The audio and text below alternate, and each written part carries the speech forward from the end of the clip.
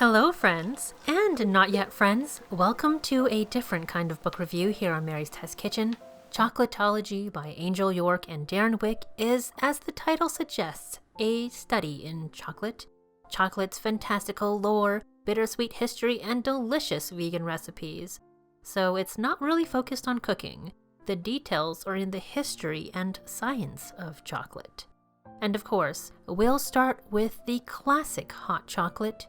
Immediately on the recipe page, we get a snippet of history and scandal.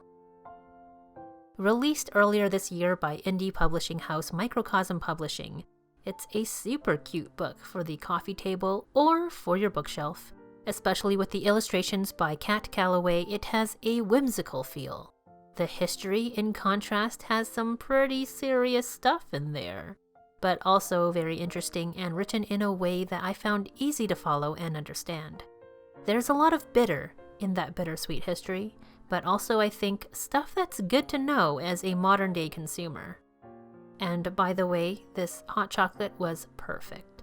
Super chocolatey, and even though there's no cream or milk, it was super satisfying and not too sweet. I have to admit, 2 tablespoons of sugar seemed like a lot, but it was perfect with the amount of cocoa. This isn't the slickest looking cookbook I've seen. In some places, the text is overlaid on photographs, making it a little unpleasant to read, and the photography did not motivate me to get in the kitchen. Some recipe titles made me excited, and then the picture made me not so much. So I only tried one that grabbed me: Crockpot Mole Negro. It's a simplified version of the complex Mexican sauce recipe that I've heard a lot about and was already eager to try. The 1-hour prep time almost scared me off, but after reading the recipe through, I decided this was a gross overestimation. Instead of the specific peppers normally used in mole, chipotle peppers in adobo sauce from a can. Seeded. I did my best. The first step is sautéing onions and garlic. I used an electric multi-cooker, the Cosori 16 quart. The Cosori company sent this to me a while ago. You may have seen it in my videos before, but I still don't have enough experience with it to really recommend it one way or the other.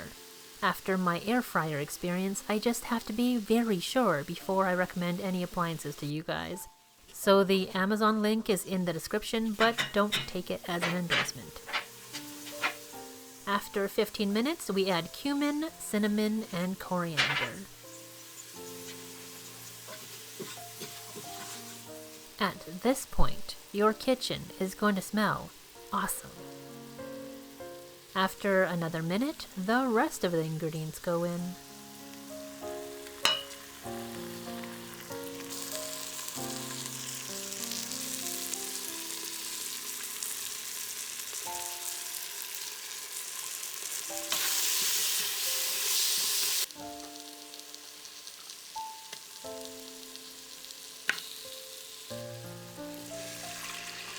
Then this is supposed to cook in a crock pot on high for 3 hours. I used a slow cook setting. During this time, you can read about how chocolate is made, traditionally and in modern times. Maybe try making some chocolate bars yourself. After 3 hours, off comes the lid and we blend this.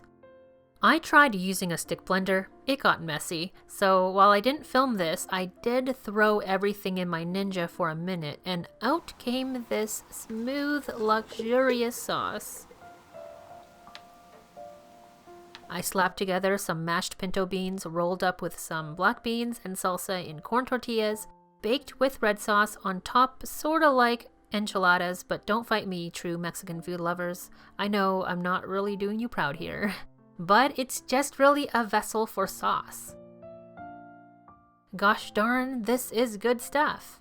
It's silky smooth, super flavorful, a little spicy, but not very hot, and you get just a hint, the idea of chocolate.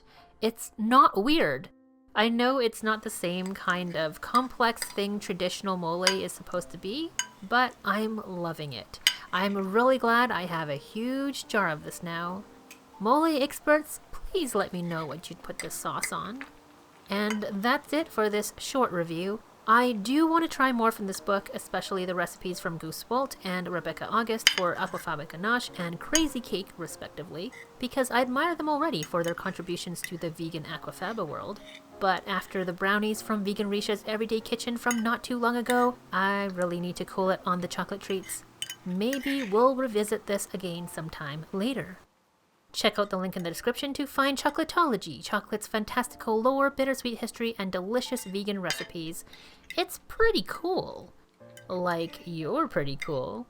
Thanks so much for watching, friends. Please give this video a thumbs up if you liked it, and subscribe if you haven't already for more cookbook reviews and delicious vegan recipes like these Boston cream donuts. P.S. If you're waiting for the firm tofu tutorial that I mentioned last week, well, it might be a while. I seem to have misplaced some key footage and might have to reshoot. So don't expect it for a while. Sorry, life happens. But coming up, I'm thinking Canadian favorites like maple cream donuts and ginger beef. Without beef, of course.